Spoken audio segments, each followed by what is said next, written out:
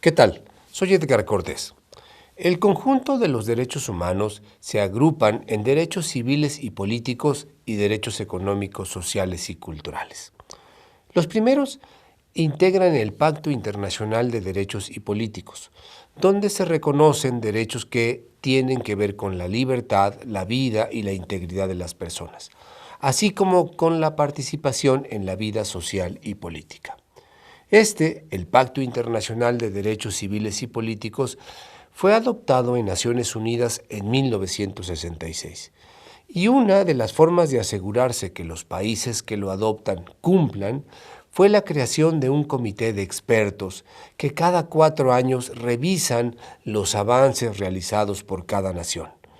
Este grupo se llama Comité de Derechos Humanos. La situación de México fue examinada por este comité de expertos el pasado 16 y 17 de octubre en Ginebra, Suiza. Y el pasado 7 de noviembre hicieron públicas las recomendaciones dirigidas al gobierno mexicano para mejorar el cumplimiento de estos derechos. A continuación, mencionaré algunas de las recomendaciones. De entrada, el comité reconoce como positivas la reforma constitucional de derechos humanos, la aprobación de las leyes generales de tortura y de desaparición, así como las modificaciones a la ley de víctimas. También reconoce las reformas al Código de Justicia Militar.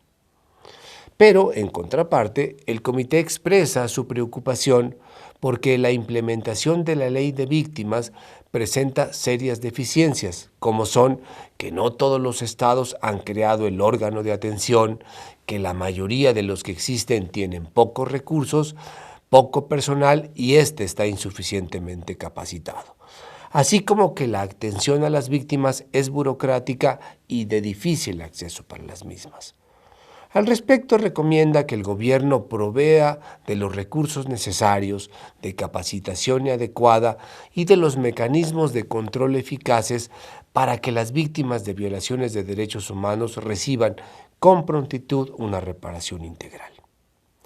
El comité también señala inquietud por el carácter militarizado de las fuerzas del orden en general, incluyendo la Guardia Nacional, y por la falta de un calendario claro sobre el retiro de la fuerza militar en las tareas de seguridad ciudadana. Recomienda, por tanto, a México que se aleje de un enfoque militarizado de las fuerzas del orden y avance en el proceso de formación de la Guardia Nacional como institución civil, y que establezca un plan que garantice el retiro gradual y ordenado de las Fuerzas Armadas en las funciones de seguridad ciudadana. El grupo de expertos también cuestiona la figura penal de la prisión preventiva oficiosa, la cual dice no cumple con los requisitos contenidos en los artículos 9 y 14 del Pacto de Derechos Civiles y Políticos. En particular, lamenta que esta figura penal se haya extendido a más delitos mediante la reforma constitucional de abril pasado. Suma a esta inquietud el hecho de el número alto de personas detenidas en prisión preventiva. Recomienda, por tanto, eliminar la prisión preventiva oficiosa de la legislación y también en la práctica.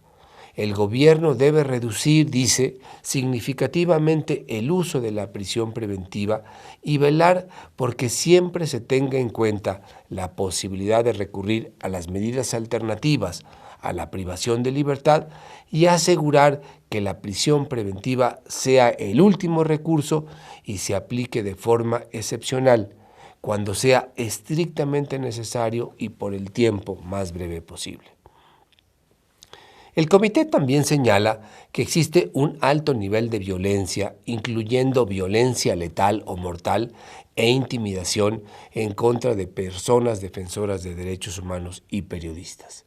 remarca la situación de grave impunidad respecto de los delitos cometidos en contra de estos grupos. Lamenta, entre otras cosas, que no exista una unidad especializada para conocer de delitos en contra de personas defensoras de derechos humanos. Y también señala que la Fiscalía Especial para la Atención de Delitos Cometidos contra la Libertad de Expresión, como FEADLE, no esté logrando responder y que hasta hoy solo haya conseguido un número ínfimo de sentencias condenatorias. En consecuencia, recomienda que se fortalezca el mecanismo de protección, así como las fiscalías, para asegurar que todos los ataques se investiguen de manera pronta y exhaustiva para castigar a los perpetradores. Como puede verse, todas las recomendaciones tienen que ver con problemas serios y urgentes de atender.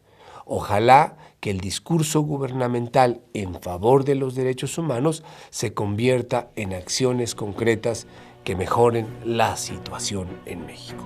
Muchas gracias.